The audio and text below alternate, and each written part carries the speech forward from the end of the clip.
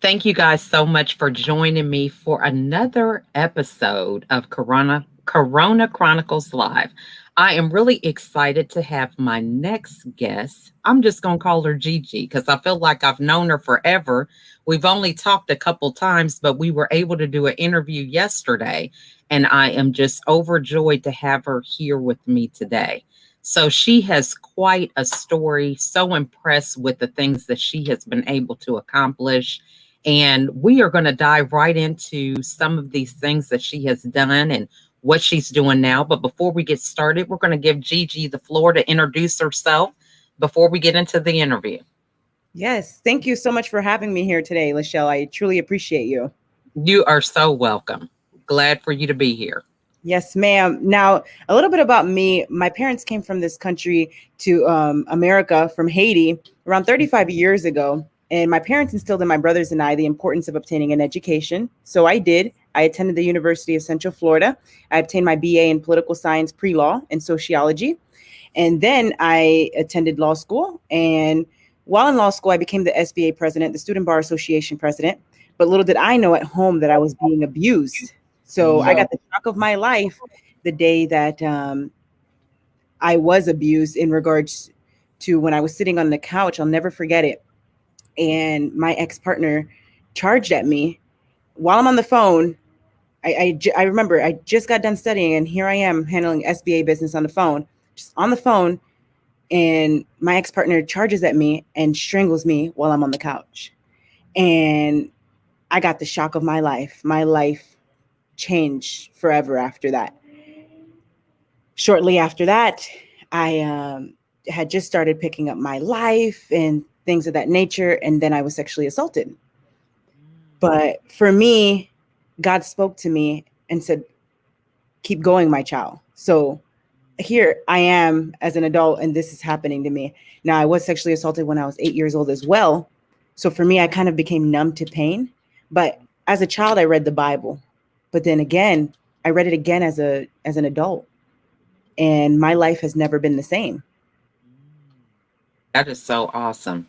Now, I want to bring back the subject up of the domestic abuse, there in your home with your partner, because right now they say that this time is the numbers are going up when it comes to domestic abuse, with people being at home, they're frustrated about their finances, not to make excuses, but these are some of the triggers that some of this situation is going on.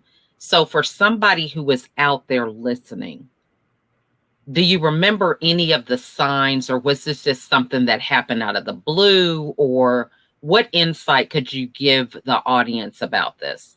Yes, definitely pay attention to the signs and the red flags. When I look back, there were quite a few. I just was so focused into my studies.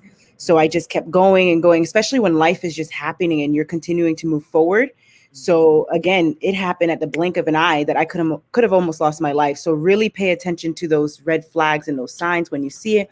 Follow your gut instincts and feelings, because 9 times out of 10, it's warning you in regards to what's occurring or may occur as well. Mm-hmm. So definitely pay attention to that. And also, domestic violence ties into narcissist character traits, which I mentioned in my book, Walk With Me. Now, yes, ma'am. Now, in my book, Walk With Me, I mentioned the trials and tribulations such as sexual assault and domestic violence that I've overcome, but to help others understand to never give up in regards to the trials and tribulations they're facing within their life.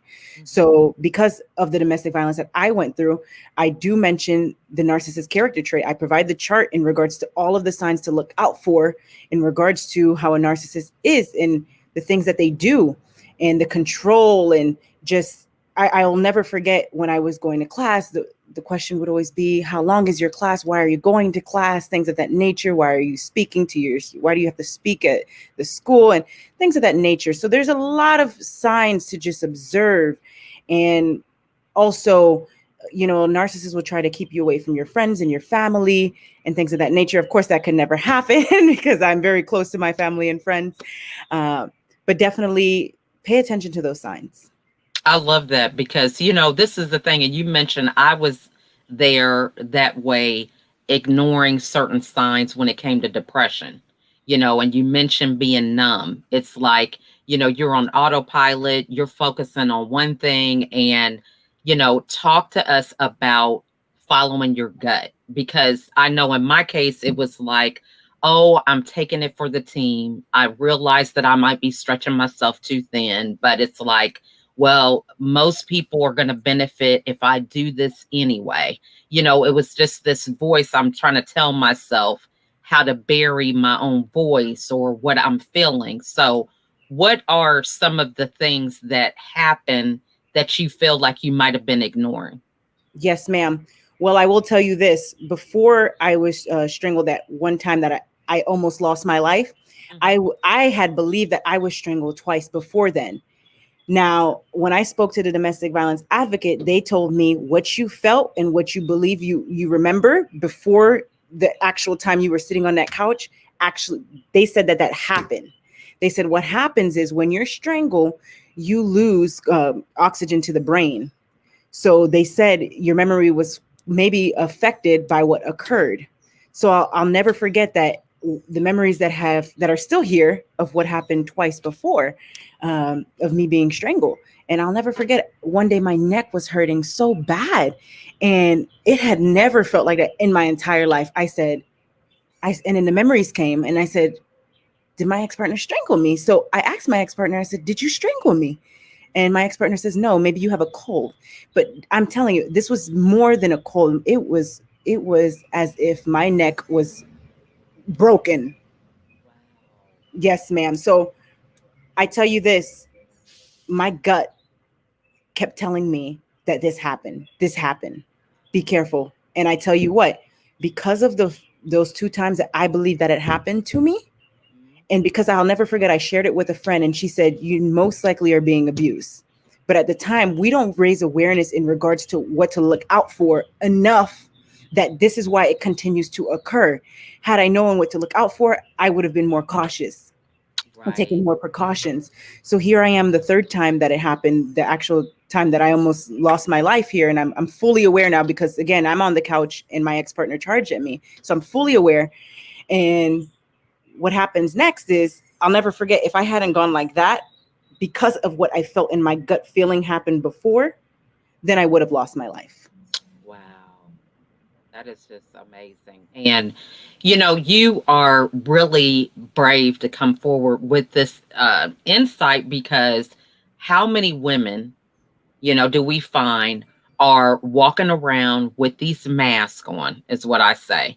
We're covering up. It's like, oh, we're successful in this area, but God forbid if people saw what was going on at home. So, talk to us about how, you know, we get into these situations. What do you think really kept you in it that long? Because you're successfully doing these things with law, and, this is going well for you, but, you have this area at home that's just separate. So, talk to us about how that was able to take place for that period of Yeah. time. I will tell you this, especially women or men who are so focused into their studies and so focused into what they're doing or involved in on the campus or where they may be or what they're doing.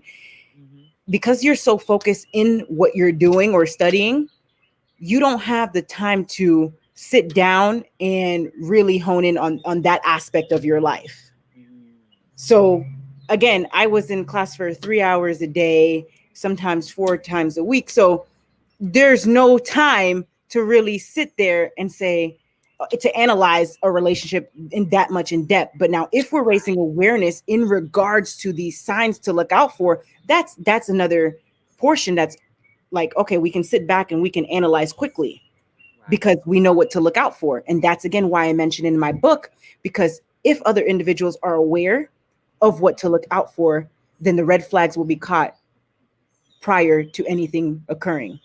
So true. And I think, one of the things even I want to highlight too is being an African American woman, right? So, well, you're Haitian, right?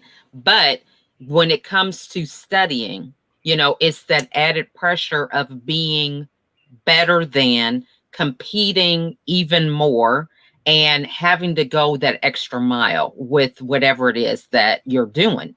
So that is not like a normal course of study. You have that pressure to be the best, to perform, which really can, keep you deeply embedded into that type of frame of mind.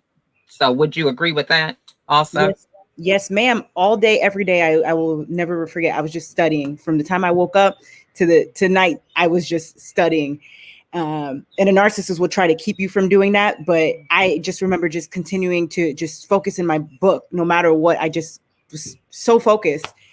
So again, that one, when I almost lost my life, it really was the shock of my life. But I will tell you that I raise awareness in regards to how strangulation is so severe and it's a major issue. It's one of the number one causes of death in domestic violence relationships. And we are not raising awareness enough that individuals who are in domestic violence relationships are leaving those relationships because they don't know. But we need to continue raising awareness in regards to strangulation being the number one cause of death in domestic violence relationships. Love that. And now, so going back now, so thinking about it, what advice would you give somebody? Because, I always tell this to my kids, even if you have somebody who's addicted to drugs or all these things that we say, this is wrong. You don't do these things. You find a partner who's doing, violence, right? So you don't set out and say, oh, I want to find a partner who abuses me. Okay. Nobody is out there doing that. So for what advice would you give people to give them that added courage to really be aware? Because even in my situation, I'm dealing with depression. That's a me thing. I was the one that was separated from my family through hospitalization, but I had to come to the realization I had to own up to my part in that. So what advice would you give somebody who's out there and, they're at that point, well, it's not that bad. Yeah, he might have a temper, but, what would you say to them? I would say to ask as many questions as possible. You know the questions to ask them. I love that. So for those of us who are in denial and we don't know what those questions are, what are those questions? Yes. I would say to take the time to self-reflect, pray, truly know what you want and what you're looking for. And when you know what you're looking for, make sure to ask the questions that are in alignment with what you're looking for I and see. never settle. Love that. Now, do you feel like you had a period where you were successful and it was kind of like a weakness to even think that maybe I need help in this area or something like that? How were you feeling during this time? During this time, it was just truly a journey. In regards to my studies, I graduated from UCF, and then shortly after that, just a few days, I believe it was 6 days, I started law school, and then I moved. So a lot was going on at the time, but I was just so focused on what we call it's not a sprint, it's a marathon in law school. So essentially, you're moving at a certain pace and you're studying. So you have everything, your goals set clearly. So you have a strict schedule to follow. And that's what I had. I had a strict schedule to follow. So I was so in tune with that schedule that I really was not focused in on what was going on in that relationship. But had Uh, I had the time to do so, I would have been more aware and more yeah. cautious. Now, so now today, after that experience, what are some things that you do just to make sure that you do have that balance with the personal side as well as, your career and things like that? Because, a lot of women, we are stretching ourselves, we're working from home, having homeschool at home and husband at home. I mean, everything's at home. So, what are some ways that you incorporate that balance in your daily routine? Great question. I set boundaries Mhm, more excessive than I have ever done before. mhm, And if someone does not respect my schedule and what I am doing, on this new journey, then unfortunately it just will not work out. I And nine love times out of 10, if that person does not respect your schedule, then they are not the one. Absolutely. And so this is good because I think a lot of us kind of go through, well, if I'm too hard, I'm not going to have anybody. I'm just not going to have that Mr. Right. I got to bend and compromise. So I love that you say that because, we compromise sometimes about the wrong things. And so this is good that you said you established boundaries. So how do you now um open yourself up to a relationship, because a lot of people have the whole thing about this happened in the past, and it's sometimes hard to do a reframe to have that positivity and a clean slate for some other individual who comes into your life. So what were some things that you had to do to kind of get that added baggage of what happened before, not being able to impact your new relationships? Great question. I prayed, and Mhm. also just leaving the baggage at the door. Leave it. When you move on from one relationship to the other, you do not bring in your new relationship your past. You leave it in the past and you move forward with a positive mindset, because you need to allow that person the opportunity to show you who they are and to actually build a relationship with that person. Absolutely. But Now, just so Mhm. that's awesome. So now you mentioned you had a book. So how did this book come about? Because a lot of people feel like, oh, I have a story, I've overcome this, but I don't know about writing it. I don't think I'm a writer, or whatever excuse we may have. But what has changed as a result of you writing this book? Wow. Well, I will truly tell you that from everything that I went through, I realized the warrior's mindset is one that many people can establish. It's just about shifting your mindset from a negative mindset to a positive mindset and maintaining a positive mindset. Now, I had dreamed of maybe one day writing a book, but I never thought I was actually going to write a book. But when I almost lost my life, it changed my life forever. And God spoke to me. That was the time to write my book when I wrote my book. And I spoke from my heart. And so I was able to write my book to That is share with so, God's people. yeah. Now, so a warrior's mindset, talk to us more about that, because a lot of us are walking around as victims. Okay. I did it for 13 years and, wore it like a badge. And then it was like, this epiphany. I can't keep blaming other people. I'm the common denominator in this scenario. Right. Yes. So, for many of us who we thinking that this victimization mindset is serving us. So talk to us about a warrior's mindset and how you had to make that pivot, or what that change was. Yes. Had I not had a warrior's mindset after my aha moment of when I almost lost my life, you would not see this person here today who's an author, a speaker, a CEO and founder of her company, a podcast host, and also launching her next book, God First. You would not see that. And also finishing up law school, although I'm not going to practice law anymore. After I finish, I'm just going to provide legal advice. But still, what I'm saying is all that would not happen if I just said, oh, I give up. This is it. This happened to me. I can't believe this happened to me. I can't believe they did that to me.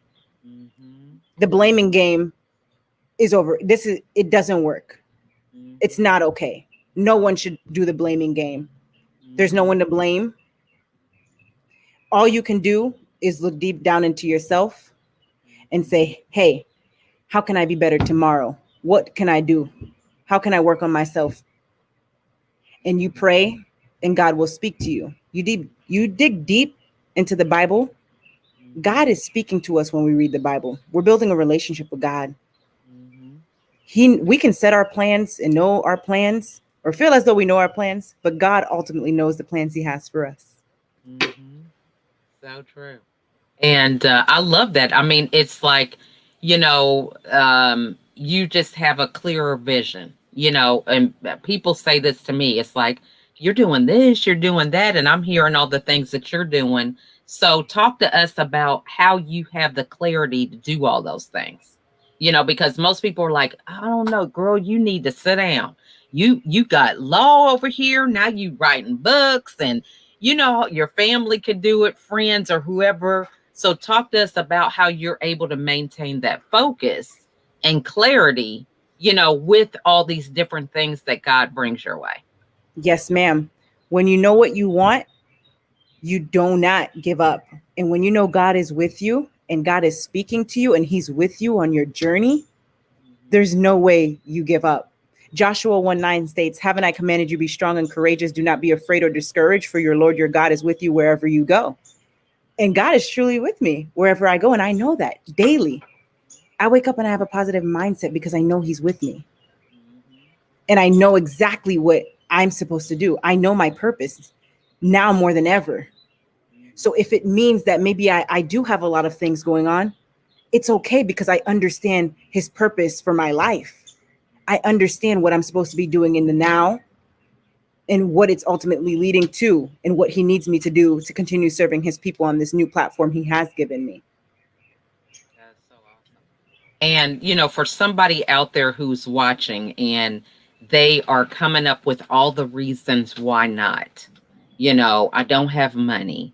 I had a bad marriage, or, my marriage is bad now, or, my kids, they got e-learning and I just don't have the space to do whatever. What advice would you give them about getting started on that journey of their own purpose? It's time to look in the mirror. It's time to look in the mirror. And remember, when you point a finger, how many do you have pointing back at you? Always remember that. Yeah. And it's a hard pill to swallow, but you have to realize that when we want change, we ultimately have to dig deep inside ourselves. And once we work on ourselves, that's when the true progression happens. Now, nobody needs perfection. You don't aim for perfection. You aim for progression, to continue to progress in your life. Growth is truly the beauty of life. Therefore, you must work on yourself daily and set clear and measurable goals. And excuses, forget it. When you lose all of your excuses, you will find your results. So true. I love that. And so, what do you think is because this work to be in that frame of mind. I mean, I love having podcast guests because they challenge me. They show me a different side of life that I may not have experienced.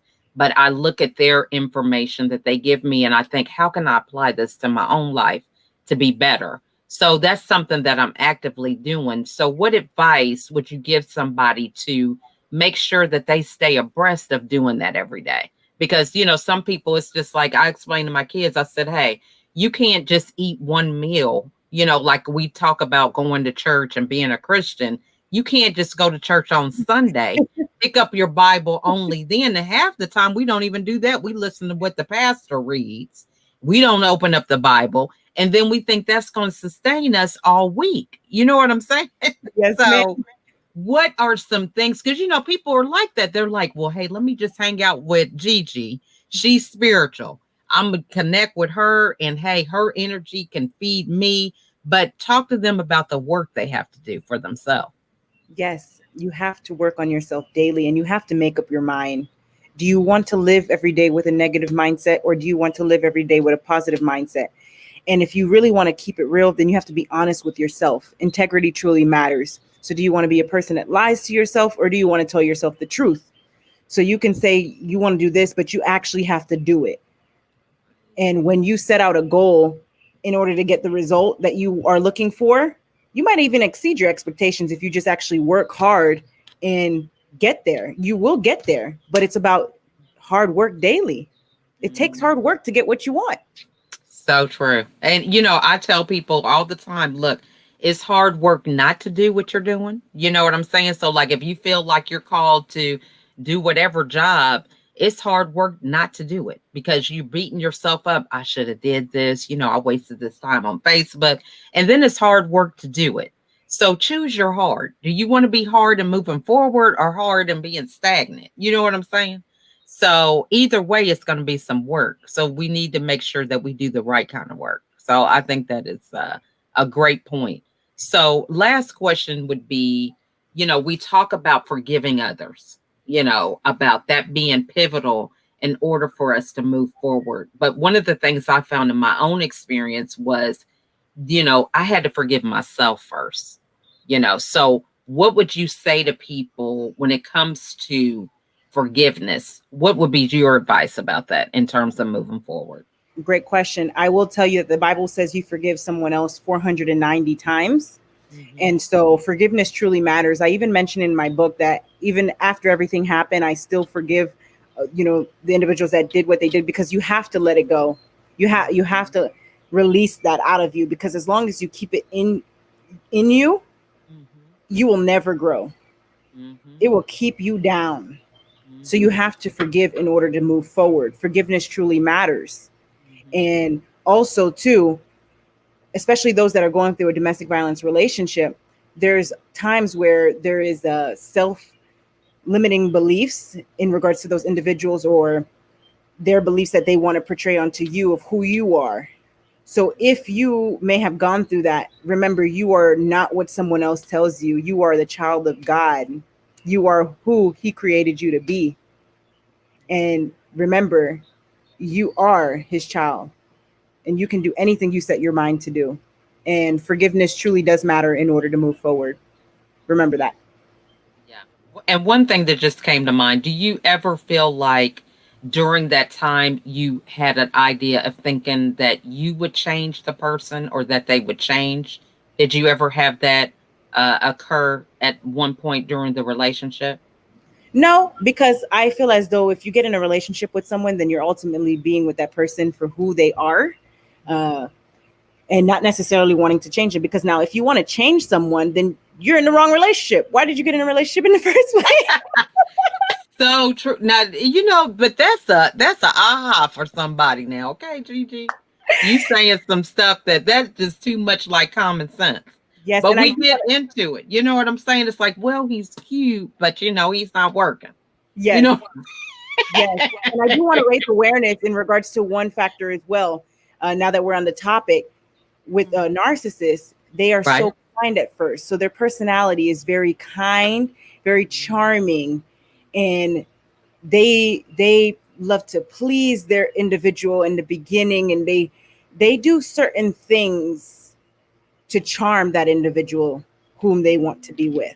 So you may end up thinking you're going to be in a relationship with one person, but then a few months down the line, they will flip on you like a light switch. Wow. And that is what I'm referring to when I say pay attention to the red flags and the signs. Right. If you see that happens, you're dating a narcissist. Wake up and leave that relationship. Wow. That is so true. And that's some great insight, because I think that and sometimes you, like you said, you're on autopilot, you're doing your thing, they may be doing their thing or whatever.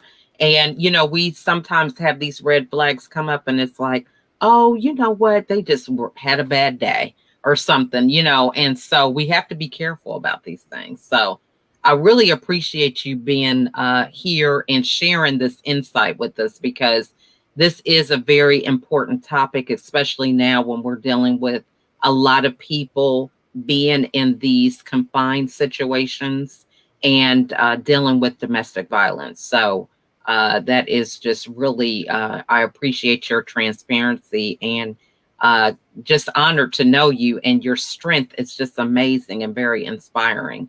So what is the best way for the audience to get a hold of you? Yes, well, they can find me on LinkedIn, Regeline Gigi Sabbat, and also my website, Life Service Center of America, LLC.com. They can get a free sample of my book, Walk With Me, and also for them to subscribe to my podcast, Walk With Me, now on JRQ TV, and your episode is on there as well. And I'm truly grateful to be here today. Thank you, Lachelle. Awesome. You are welcome. And then what parting words would you give with the audience today? I would tell them never give up and maintain a positive mindset. And if you need assistance with obtaining or maintaining a positive mindset, reach out to me. And that would be on my website, Life Service Center of America, LLC.com. Awesome. Well, you guys have heard it here. We just want to thank again Gigi for coming today and sharing her story. And this may be something that sounds familiar to you. You know, this is a time for us to reach out to people that we trust. This is an important topic. There are many women who are dealing with these things quietly behind closed doors, but it's time to open up the door. It's time to shed light on this situation so that we can be the best version of ourselves. We don't deserve to be treated this way. And it's not something that's common with people, even though we may think that it is. You know, we can set the standard and determine the level of respect that we deserve. So I encourage you all to reach out to Gigi if this is something that you don't feel comfortable discussing with family or friends. She has lived it and has been through it, and she can give you some great insight. So, again, we want to thank you, Gigi, for being here today and sharing your phenomenal testimony.